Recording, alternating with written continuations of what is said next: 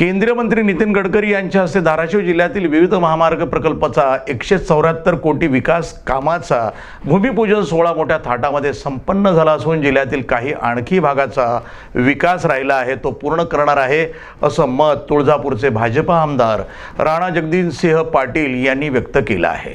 धाराशिव शहर bypass वेवरील गेजोड्स road आणि पथदिवे 68.41 कोटी, तेराणा वेवरील पुलाचे बांधकाम किंमत 41.27 कोटी, एडशी येथील सोनेगाव चौकात उड्डाणपूल बांधणे किंमत 27.70 कोटी रुपये, सिंदफळ तालुका तुळजापूर जवळ लातूर जंक्शन या ठिकाणी उड्डाणपूल किंमत 26.79 कोटी रुपये, एडशी जवळ रस्त्याचे दुरुस्तीकरण आणि मजबूतीकरण किंमत 10.24 कोटी रुपये, केंद्रीय मंत्री नितीन गडकरी यांच्या हस्ते या 174 कोटी रुपयांच्या विकास कामांचे भूमिपूजन करण्यात आले आहे। या कार्यक्रमाच्या माध्यमातून आपल्या जिल्ह्यामध्ये नॅशनल हायवेचे कामं जे आपल्याला गरजेची होती ती मार्गी लागत आहेत। आदरणीय गडकरी साहेबांनी व्हर्च्युअली त्याचं भूमिपूजन केलेलं आहे।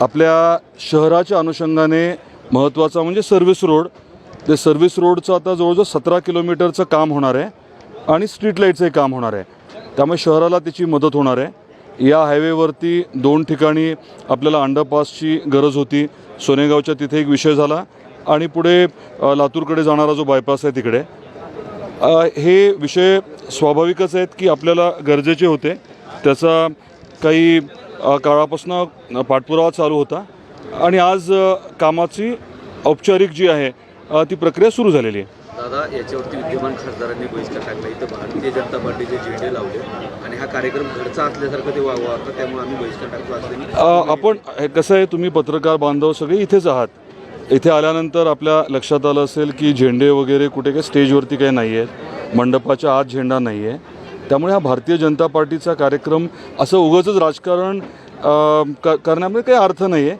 ह्याच्यातलं वास्तव असं आहे की आदरणीय नरेंद्र मोदी साहेबांच्या नेतृत्वाखाली सरकारने गेल्या 10 वर्षात प्रचंड काम केलेलं आहे आणि हे काम आजच्या कार्यक्रमामधनं धाराशिवकरांना स्पष्टपणे दिसतंय।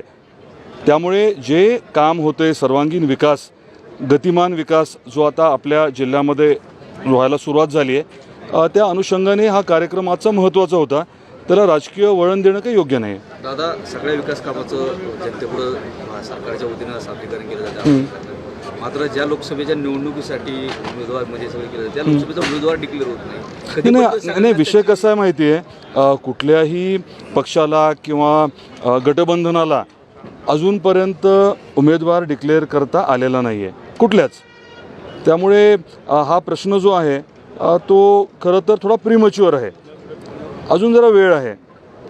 दोन्ही आता आपल्या राज्यामध्ये जर विचार केला तर महायुती आणि महाविकास आघाडी त्यांच्या अजून जागा वाटपाचा निर्णय व्हायचा आहे, त्याच्यानंतर उमेदवारी ठरणार आहे, त्यामुळे असं घाई करायची आवश्यकता नाही आहे। सक्षम उमेदवार असेल आणि इथली जागा जी आहे ती महायुती अतिशय चांगल्या मताधिक्याने निवडून येईल, जिंकेल। दावा सोडलेला आहे भारतीय जनता पार्टीने, दावा कायम आहे जागेवर। भारतीय जनता पार्टी दावा का सोडेल? सगळ्यात जास्त ताकद या लोकसभा मतदारसंघामध्ये भारतीय जनता पार्टीचीच आहे, परंतु महायुती म्हणून जो काही निर्णय ज्येष्ठ घेतील तोच आम्ही सगळेजण मानणार आणि अतिशय ताकदीने विक्रमी मताधिक्याने लोकसभेचा खासदार जो आहे तो महायुतीचाच होणार। तुम्ही इच्छुक आहेत का? पार्टीने संधी दिली तर तुम्ही इच्छुक आहे? पक्ष जे ठरवेल, नेतृत्व जे ठरवेल तेच आमच्या पक्षामध्ये होत असतं। संधी जर मिळाली, गेल्या वेळेस तुम्ही निवडणूक लढवली, संधी जर मिळाली तर नेमकं काय प्रेझेंटेशन असेल? संधी मिळाली की पहिली प्रेस घेऊ आणि पहिलं तुमच्या प्रश्नाचं उत्तर देऊ। NTV news Marathi, Dharashiv.